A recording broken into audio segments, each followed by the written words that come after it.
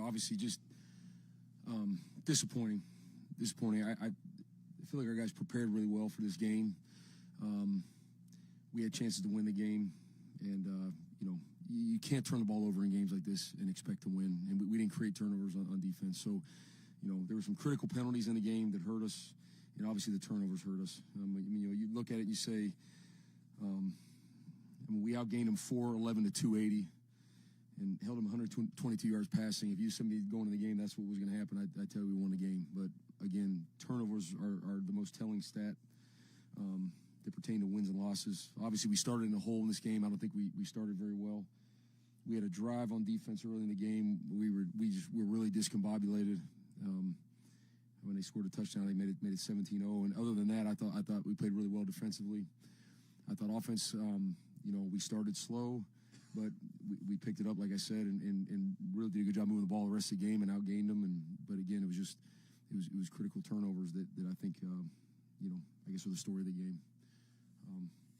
There's a room full of guys in there really hurting. Those guys put on the line for each other, and in a moment where it's not an easy thing to do. And I think it says a lot about the character of the men in that room. And with that, questions.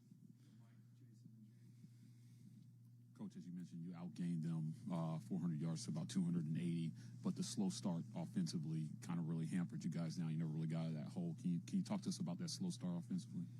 Yeah, it did. We just, it was several 3-and-outs to start the game, and our defense was on the field quite a bit. And I think the drive I was talking about, you could tell we were discombobulated. We had a substitution error. It did not look like us. I really think other than that drive, it didn't happen. We played 30 some snaps in the first quarter, which is a lot. So, we started slow. Credit to our guys. They hung together and kept going, and we made some adjustments and started attacking them in a different way. We were just sloppy with the ball. There was too many drops, and there was too many turnovers. That was my question. Like, what do you attribute? I mean, there was probably close to 10 drops. Obviously, the fumbles. I mean, that was a very sloppy game. What do you attribute that to? I mean, anything that you can point to? Yeah, I know. I don't know. I mean, those are guys that usually make those catches, and I don't know. Those guys were fighting like crazy. I think sometimes you strain so hard that little things, the routine things like that, you don't execute on. But I don't have a great answer. DJ, I know that you liked your defense play aggressive, but 7 penalties on defense, some really costly ones that, on third down stops potentially. Anything to attribute those to? Yeah, we'll have to go back and look at them. I know some of those were close plays. I mean, the PI on Sly, I don't know. I have to go back and look at them. Our guys, they were competing, playing aggressive. We're never going to change that or stop that. We're always going to be the ones swinging. And if stuff happens, it happens. But, there's a lot of great third down stops too, and the one on Xavier, the roughing the quarterback, he looked low. I thought he got blocked into him, but again, I go back and watch that. I don't know exactly how that was. Coach, on Alabama's second touchdown, like you guys had 10 guys on the field. What kind of happened with the execution on that play? Yeah, Kieran went down with an injury. We called timeout. He went back on the field on that play. We called the timeout, so we thought he was able to go back on the field. And they told us he couldn't, and we didn't get the sub in for him. So it was one of those days where they pulled him off, and he didn't say anything to anyone, and they didn't say anything to anyone else either. So yeah, we had 10 on the field. Just crazy. That drive itself, there was probably more mental mistakes on that, how many plays that drive was, I think, than the rest of the game on defense.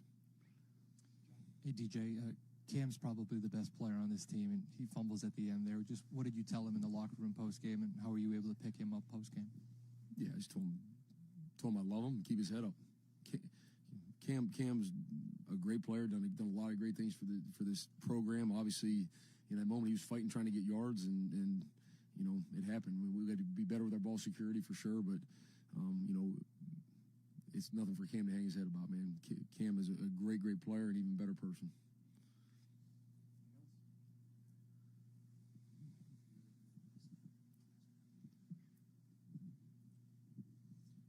DJ, with the regular season coming to an end, what are the conversation discussions been like with John Cohen and this administration about your future? Yeah, I don't know. It's really about the players tonight. I mean, these guys worked really hard. They put in the right amount of work. to go win a game. And obviously we didn't execute well enough to do that, but it's about them. It's about those guys and the team, and all that other stuff will sort itself out. I got two for you, quick ones, DJ. What did you think about Malcolm Simmons, the job he did tonight? And then what did you see on Alabama's fourth down final winning touchdown there? Yeah, it was 2 fourth downs on that drive. We had them stopped on fourth down, and I mean, I don't know. It looked like we missed 4 tackles, maybe 5 on one play. I mean, just crazy. And then the fourth down on the goal line, we had that route covered. We lost our eyes on it. We had it covered, and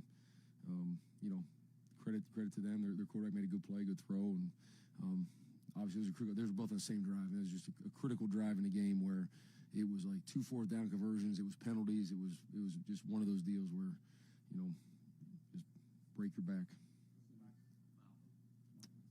I mean, Malcolm was phenomenal again. Malcolm is a great player.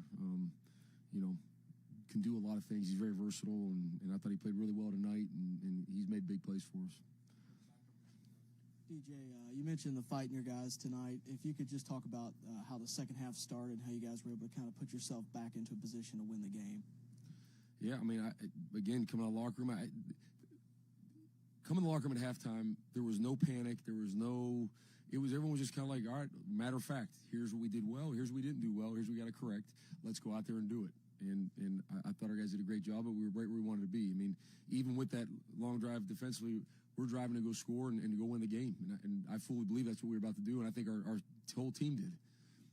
It's just we obviously then turned the ball over, and we were inside the red zone when that happened, and it crushes you. Despite the record at the end of the season, this team faced a lot of adversity and continued to fight for each other, for the coaching staff, for the program. When you look back on the season as a whole, what would you say about this group of guys that you have in the locker room? Yeah, I mean, it's a special group of guys, and I'll start with Keldrick Falk because I mean he is our team leader, and you look at him in the locker room right now. I mean, he looks awful, and it is no reflection on him. He's one of the best leaders I've been around in my entire career. These guys held it together again when it was not easy to do that, and I don't have great answers because it's been different things at different times. But you see a team that fought for each other all the way till the very end when that wasn't easy, and most teams wouldn't. In a day and age where that's not really something that happens all the time. So complete credit to our guys and their leadership. Coach, you guys put a lot of faith in Ashton Daniels. You went the extra step to preserve his red shirt. Can you talk about his performance tonight and how he kind of bounced back to get you guys back offensively in the second half? Yeah, I thought Ashton performed really well. I mean, he did good both with his legs and his arm. He had some key conversions, throwing the ball and running it. He had some good numbers even with all the drops. I mean, there was, like we talked about earlier, several drops in the game. So I think Ashton is a really good player. He's a really good leader. And I think his teammates, you see how those guys respond and play around him for him.